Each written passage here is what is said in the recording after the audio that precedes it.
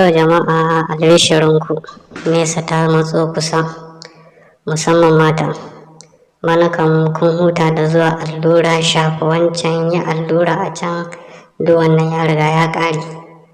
Yanzu ga magani na gargajiya wanda ake haɗawa da kunu. Iyaka kawai ki samu kunu. Mu kuma muna sayar da shi tiya-tiya ko kuma mudu-mudu.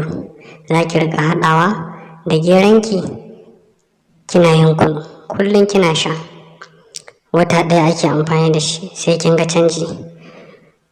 In dai duwawu ne kike bukata, musamman irin wannan zagayayyen baya, wannan zagayayyen duwawu kenan, wanda maza masu irin dogayen bura haka sun fi son irin wannan.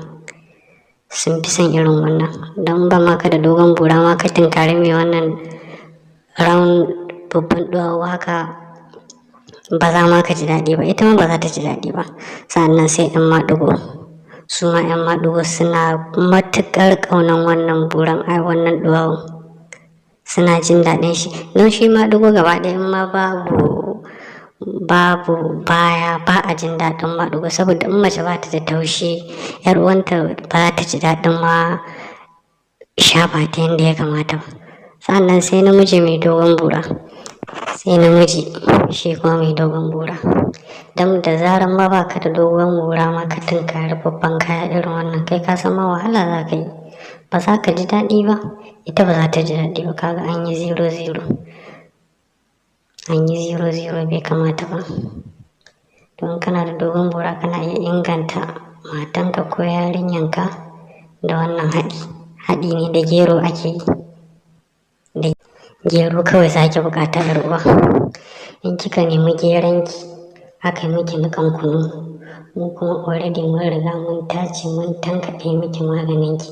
Iyaka ki dama da kununki ki zuba kamar lita 1 ko lita 2, ta yadda da ki iya shanye magani.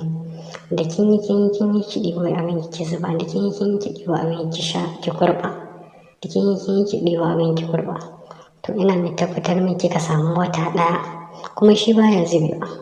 Wannan duwawun baya zubewa, wannan maganin namu natural ne, baya zubewa. Ina gaya miki ki girka bayan ki san rai. In miji kike da shi ya ji daɗi, in budurwa kike da shi, 'yan maɗigo kenan, ki ma ki ji daɗi.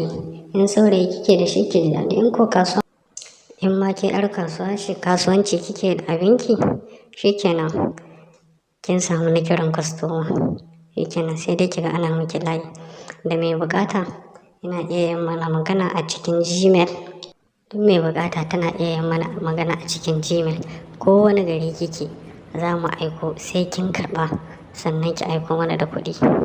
Ki mana magana a cikin Gmail saboda sirri, saboda yanayin tsaro. Ba za mu ce ki bar mana namban ki ba, ko kuma mu bar mana namban mu. Ki mana magana a cikin Gmail, shikenan za mu tattauna sauran magana. A kawo miki kayan ki har gida ki fara. Wassalam, ko huta lafiya.